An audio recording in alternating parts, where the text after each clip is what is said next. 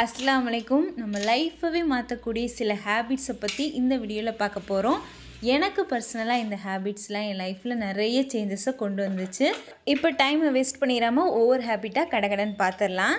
ஹேபிட்ன்றது நம்ம எதை சொல்லுவாங்க அப்படின்னு பார்த்திங்கன்னா, ஒரு சின்ன விஷயத்த சொல்லி நம்மளுக்கு சின்ன பிள்ளையில் பழக்கப்படுத்துவாங்க. அது நாளடைவில் நம்மளுக்கு அது ரெகுலரான ரொட்டீனாக மாறிடும். அது ஒரு ஹேபிட்டாகவே மாறிடும். காலையில் டீ குடிக்கிறது, தலை சீவுறது, இந்த மாதிரி எந்திரிச்சோன்னே என்ன செய்வோம் அப்படின்றது குழந்தைங்களுக்கு பழக்கும் போது நம்மளுக்கு ரெகுலராக அது ஒரு ஹேபிட்டாகவே பழகிடும்.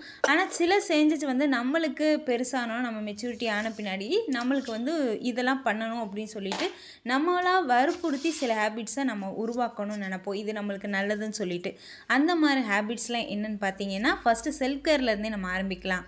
செல்ஃப் கேர்னு வரும்போது என்னை பற்றி ஒரு சின்ன விஷயம் சொல்லிக்கிறேன். நான் ஃபஸ்ட்டு எனக்குன்னு நான் எந்த ஒரு கேருமே பண்ணிக்க மாட்டேன். ஏன்னா நம்ம பார்த்துக்கிறதுன்றது இது ஒரு தப்பான விஷயம். நம்ம மற்றவங்களுக்காக தான் இருக்கணும், மற்றவங்களுக்கு நல்லா ஹெல்ப் பண்ணணும், மற்றவங்களுக்காக வேலை செய்யணும், குழந்தைங்கள பார்த்துக்கணும். இந்த மாதிரி இருந்தால் தான் நம்ம ஒரு நல்ல ஹவுஸ் ஒய்ஃப். நம்ம டேக் கேர் பண்ணிக்கிறது, அதாவது நம்ம மேக்கப் பண்ணிக்கிறது, நம்மளே நல்ல சாப்பாடு கொடுத்துக்கிறது, இதெல்லாம் கொஞ்சம் தப்பான விஷயம் அப்படின்னு சொல்லிட்டு நான் தவறாக புரிஞ்சுக்கிட்டேன். அது நாளடைவில் கொஞ்சம் நம்மளுக்கு சந்தோஷத்தை கொடுத்தாலும் நாளடைவில் அதுவே கொஞ்சம் வெறுப்ப ஆரம்பிக்கும், நம்மளுக்குன்னு எதுவுமே செய்யாமல் இருக்கும் போது. அதுக்கப்புறம் பார்த்திங்கன்னா, எனக்குன்னு சின்ன சின்ன சேஞ்சஸ் கொஞ்சம் மெச்சூரிட்டி ஆனதுக்கு பின்னாடி நான் பழக்கப்படுத்தினது ஃபஸ்ட்டு விஷயம் என்னையை நான் க்ரூம் பண்ணிக்கிறது.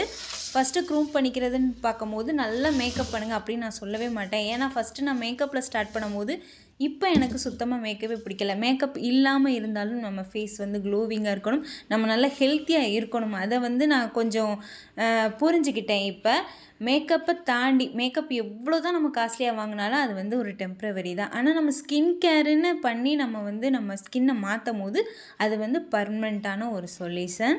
ஃபஸ்ட்டு செல்ஃப் கேரில் நான் என்னென்னலாம் யூஸ் பண்ணுறேன்னு சொல்லிடுறேன். அதுக்கப்புறம் இது என்னென்ன சேஞ்சஸை கொண்டு வந்துச்சுன்னு நெக்ஸ்ட்டு நான் சொல்கிறேன். ஃபஸ்ட்டு ஃபேஸ் வாஷ்க்கு இந்த செட்டபிளோட ஃபேஸ் வாஷ், அதாவது கிளென்சர்னு சொல்லுவாங்க, இதை நான் யூஸ் பண்ணுறேன். அதுக்கப்புறம் என்னோடய ஸ்கின் ரொம்ப ட்ரையான ஸ்கின், அதனால மாய்ஸ்சரைசர் நான் கண்டிப்பாக யூஸ் பண்ணுவேன், அதுவும் செட்டபிள் யூஸ் பண்ணுறேன்.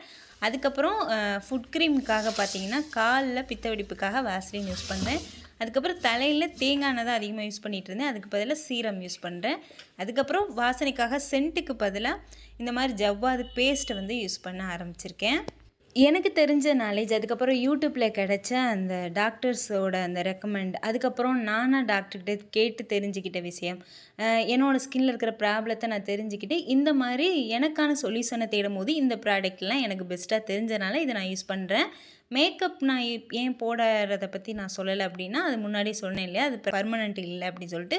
மேக்கப்புக்குன்னு பார்த்திங்கன்னா எங்கேயாவது வெளியில் போகும்போது நம்ம யூஸ் பண்ணலாம், உங்களுக்கு பிடிச்சிருந்தா நீங்கள் அது தப்பு இல்லை, யூஸ் பண்ணலாம், நம்மளுக்கு அது ஒரு கான்ஃபிடென்ட் கொடுக்கும் அப்படின்னா. நான் லிப்ஸ்டிக் அதுக்கப்புறம் ஐலைனர் கண்டிப்பாக போடுவேன். மற்றபடி இந்த க்ரீம் இதெல்லாம் கொஞ்சம் கொஞ்சம் அவாய்ட் பண்ணிட்டேன். அதுக்கப்புறம் ஹெல்த்து மேக்ஸிமம் நம்ம நல்லா வச்சுக்கிட்டோம் அப்படின்னா நம்ம ஸ்கின் ஆட்டோமேட்டிக்காக நல்லாயிரும்ன்றதை நான் இப்போ புரிஞ்சுக்கிட்டேன். எனக்கு பெருசாக வெளியில் வாங்கி சாப்பிட்றது, ஃப்ரைட் ஐட்டம் அதெல்லாம் பழக்கம் இல்லை. ஆனால் ரொம்ப பெரிய கெட்ட பழக்கம் ஃபுட்டில் பார்த்திங்கன்னா டீ குடிக்கிறது. அந்த டீலேயுமே பார்த்திங்கன்னா ஒரு நாளைக்கு 2 டீ வரைக்குமே நார்மல், அது குடிக்கலாம் அப்படின்னு சொல்கிறாங்க. நான் அதை ஸ்டாப் பண்ணணும்னு நினச்சேன்னா ஒரு வாரத்துக்கு மேலே என்னால் அதை கண்டினியூ பண்ண முடியல. அதனால் ஒரு நாளைக்கு 2 தடவை டீ குடிச்சிட்டு அதுக்கு மேலே நான் குடிக்கணும்னு தோணும் போது நெய் காஃபி மாதிரி ப்ரிப்பேர் பண்ணி இப்போ குடிச்சிட்ருக்கேன். நெய், காஃபி, சுகர் போட்டு நம்ம பால் சேர்க்காமல் நம்ம தண்ணி ஊற்றி குடிக்கிறது, இது கொஞ்சம் நல்லது. அதுக்கப்புறம் ஃபுட்டில் நான் மாற்றிக்கணும்னு நினச்ச பழக்கங்கள்னு பார்த்தீங்கன்னா வேறு எதுவுமே இல்லை. மேக்ஸிமம் எங்கள் வீட்டில் கொஞ்சம் ஹெல்த்தியாகவே இருக்கும்னு வச்சுக்கலாம் ஃபுட்டு. அதனால் வேறு எதையுமே நான் சேஞ்ச் பண்ணலை. கண்டிப்பாக உங்கள் வீட்டில் பேலன்ஸ்டான சாப்பாடு இல்லை அப்படின்னா கண்டிப்பாக அதை சேஞ்ச் பண்ணிக்கோங்க. கொஞ்சம் ஆரோக்கியமான உணவாக எடுத்துக்கோங்க. பேலன்ஸ்னால் நம்மளுக்கு அந்த தட்டில் ஒரு நேரம் சாப்பிட்டாலும் சரி, அந்த தட்டில் எல்லா சத்துக்களும் அடங்கின மாதிரி பார்த்துக்கணும். கார்ப், அதுக்கப்புறம் ப்ரோட்டீன், அதுக்கப்புறம் ஃபைபர், ஃபேட், இது எல்லாமே அந்த தட்டில் இருக்கான்னு செக் பண்ணி பார்த்துக்கோங்க. இதுக்கு நிறைய படிக்கணும்லாம் தேவையில்லை. நம்ம சமையலில் சமைக்கும் போதே நம்ம இதில் கற்றுக்கலாம், இந்த சத்து இருக்குது அப்படின்னு சொல்லிட்டு நம்மளுக்கு ஆட்டோமேட்டிக்காக அதில் இருக்கிற நாலேஜ் நம்மளுக்கு தெரிஞ்சிடும். ஓகே, இந்த மாதிரி பழக்கங்கள்லாம் பழகுறீங்க, இதெல்லாமே நல்ல விஷயம்தான். ஆனால் இதனால் என்ன சேஞ்சஸ் தெரியும், என்ன மாற்றங்கள் நம்ம லைஃப்பவே மாற்றும் அப்படின்னு சொல்லிட்டு பார்த்தீங்கன்னா, கண்டிப்பாக நமக்குள்ளே ஒரு மாற்றம். நம்ம வந்து கொஞ்சம் பார்க்குறதுக்கு ப்ரெசன்டபுளாக யாராவது நீ வந்து நல்லா இருக்கும் ஸ்கின் அப்படின்னு சொல்லும்போது, நம்ம ட்ரெஸ்ஸிங் சென்ஸ் நல்லா இருக்குன்னு சொல்லும்போது, நம்மளுக்கு தனியாக ஒரு கான்ஃபிடென்ட் தெரியும். நம்மளுக்குன்னு ஒரு விஷயங்கள் பண்ணிக்கும்போது, ஒரு தனி சேஞ்சஸ் தெரியும். அதை வந்து வார்த்தையால் சொல்ல முடியாது. அதை வந்து உணரும்போது தான் தெரியும். நம்மளுக்குன்னு ஒரு விஷயங்கள் பண்ணிக்கிறம்போது, ஹெல்த்லியாக இருக்கட்டும், அதுக்கப்புறம் நம்மளுக்கான ஸ்கின் கேர், ஹேர் கேர் இதிலெல்லாம் கூட வச்சுக்கலாம். அப்புறம் வந்து சில பேர் வந்து வெயிட் லாஸுக்காக ட்ரை பண்ணுவாங்க. சில பேர் வந்து வெயிட் கெயினுக்காக வந்து ட்ரை பண்ணுவாங்க. அதை வந்து மனசுக்குள்ளே இந்த மாதிரி நம்ம வந்து உடம்பு கொண்டு வரணும் அப்படின்னு சொல்லிட்டு எல்லாத்துக்குமே ஒரு ஆசைகள் இருந்தாலும், அதை வந்து செயல்பாடுல கொஞ்சம் காமிக்கணும். இப்போ நானே வெயிட் லாஸ்க்கு நான் ட்ரை பண்ணுறேன் அப்படின்னா, அந்த டீக்கு பதிலாக இந்த பிளாக் காஃபி குடிக்கிறது, அதுக்கப்புறம் கொஞ்சம் வந்து சாப்பாடை எப்படி கண்ட்ரோலாக சாப்பிட்றது, இந்த மாதிரி சில பழக்கங்கள் நான் வந்து ஃபாலோ பண்ணிட்டு வரேன். இதனால் நானும் கொஞ்சம் வெயிட் லாஸும் என் லைஃப்பில் கொஞ்சம் கொஞ்சமாக நடந்துகிட்டு இருக்குது. அந்த மாதிரி உங்களுக்கு வெயிட் லாஸ் அல்லது வெயிட் கெயின் ஆகணுமோ அதுக்கு தகுந்த மாதிரி டயட்டை ப்ரிப்பேர் பண்ணி நீங்கள் வந்து கொஞ்சம் சேஞ்சஸை உங்கள் பாடியில் கொண்டு வரலாம். இதுவுமே ஒரு பெரிய மாற்றத்தை கொடுக்கும். எப்படி நம்மளை கேர் பண்ணிக்காமல் மற்றவங்கள கேர் பண்ணிக்கிறது தான் நல்ல விஷயம், நல்ல பழக்கம், நல்ல ஒய்ஃப், நல்ல மகள் இப்படின்னு சொல்லிட்டு தப்பாக நினச்சிக்கிறோமோ, அதே மாதிரி நிறைய பழக்கங்களை நம்ம தப்பாக நினச்சிக்கிறோம். அதில் சில விஷயங்கள் பார்த்திங்கன்னா, நமக்குன்னு கொஞ்சம் கூட டைமே எடுக்காமல் கிச்சன்லேயே நின்று சமைச்சிக்கிட்டே இருக்கிறது.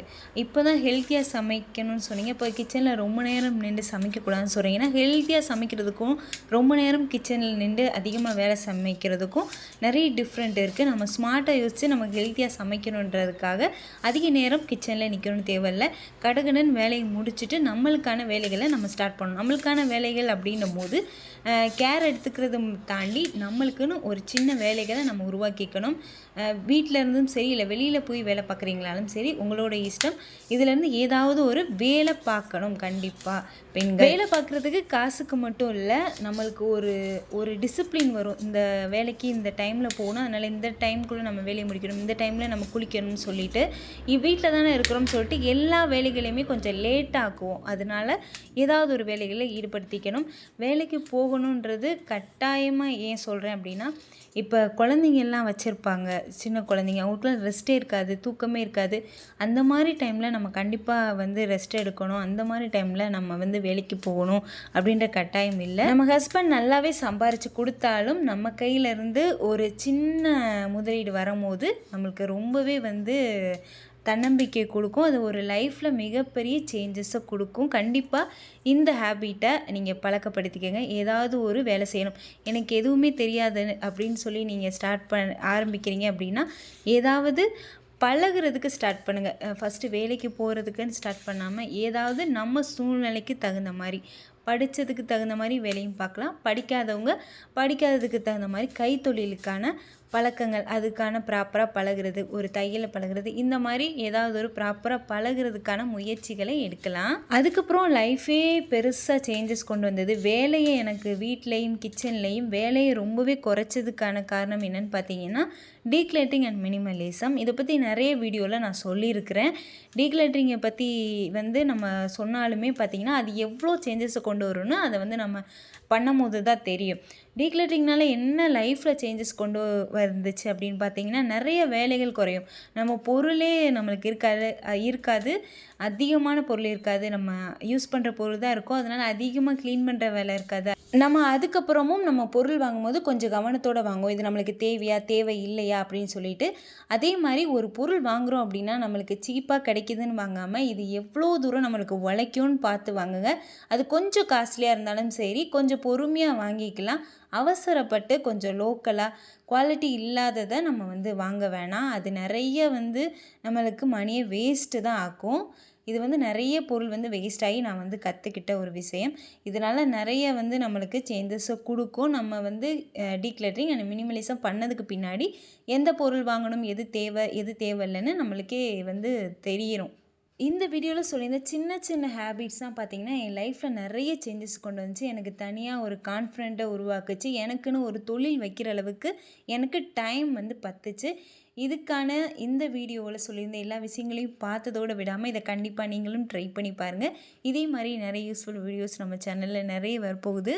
எல்லாத்தையும் மிஸ் பண்ணாமல் பார்த்துட்டே இருக்கணும்னா யாசின் அனுஃப் சேனலை சப்ஸ்கிரைப் பண்ணுங்கள். நான் போகிற ஒவ்வொரு வீடியோவும் உங்கள் மொபைலுக்கே தேடி வந்துடும்.